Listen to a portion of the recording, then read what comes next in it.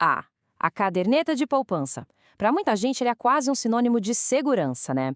É aquele primeiro lugar onde o nosso dinheiro vai para descansar. É algo familiar, confortável. Mas, e se todo esse conforto estiver, na verdade, custando caro? Hoje, a gente vai mergulhar nos dados e ver se uma outra opção super popular, o CDB, pode mesmo significar o fim da poupança como a gente conhece. Pois é, a pergunta é bem direta. Porque olha só, enquanto o dinheiro está lá, seguro na poupança, ele pode estar perdendo uma corrida silenciosa. Uma corrida que, no fim das contas, impacta o poder de compra e todos aqueles objetivos futuros. Ok, então vamos fundo nisso. Vamos descobrir qual é exatamente o custo de manter o dinheiro na opção mais tradicional que existe. E, mais importante, por que isso acontece. Olha, essa imagem aqui já dá uma pista e tanto. De um lado, a poupança, com um rendimento líquido mensal ali na casa do 0,65%. Do outro, um CDB que rende 100% do CDI, que, para quem não sabe, é a taxa de juros que os bancos usam entre si e que serve de referência para o mercado.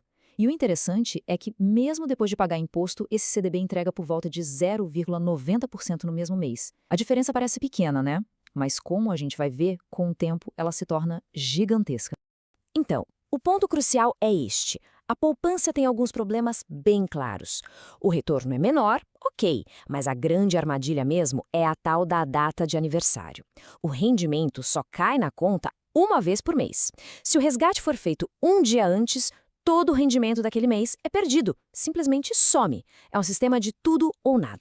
Mas se a poupança tem essas desvantagens todas, qual seria a alternativa para aquele dinheiro que precisa de segurança e, ao mesmo tempo, de acesso fácil? Bom, a resposta que os dados apontam é o CDB de liquidez diária.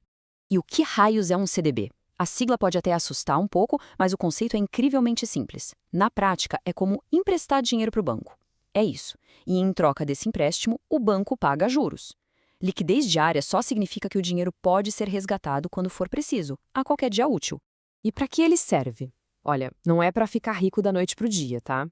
É a ferramenta perfeita para construir uma reserva de emergência, sabe? Ou para guardar dinheiro para uma meta de curto prazo, tipo uma viagem, a entrada de um carro, ou simplesmente para ser a base segura de qualquer carteira de investimentos.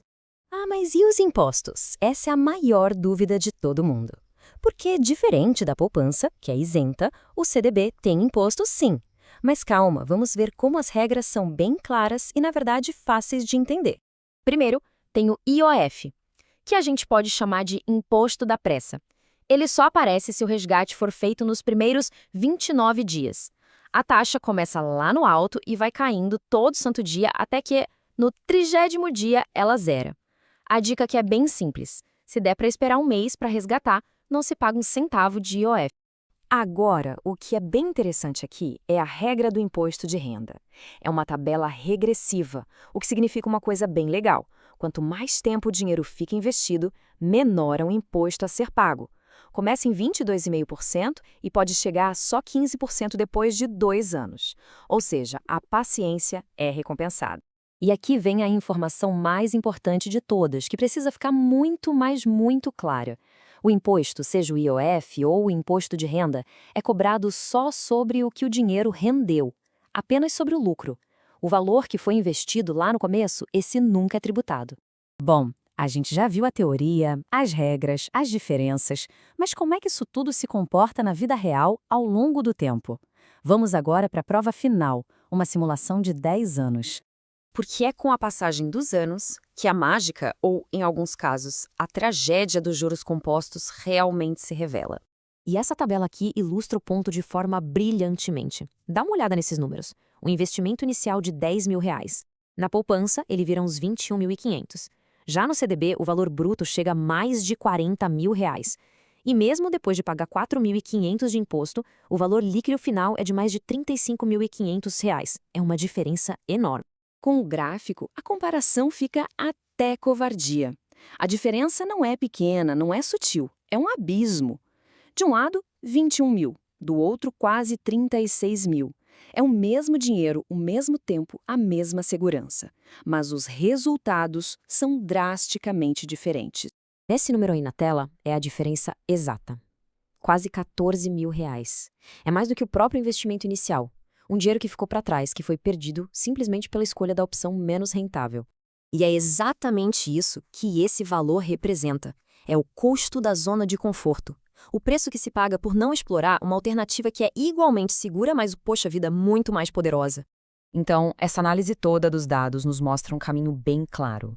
A informação transforma o jeito que a gente lida com o nosso dinheiro, e o poder de decisão vem de entender essas diferenças. Então, o que a gente tira de lição de tudo isso? Primeiro, o CDB de liquidez diária é ideal para reservas de emergência.